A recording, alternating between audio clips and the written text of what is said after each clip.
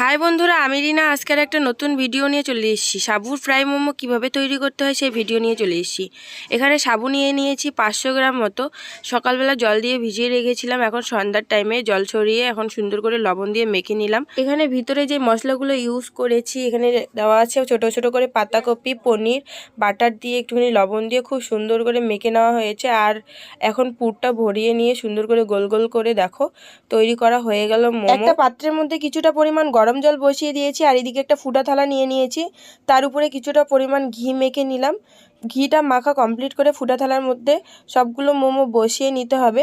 সবগুলো মোমো বসিয়ে নিয়ে গরম জলটা এদিকে হয়ে গেছে, তার উপরে ফুটা থালাটা বসিয়ে দিতে হবে।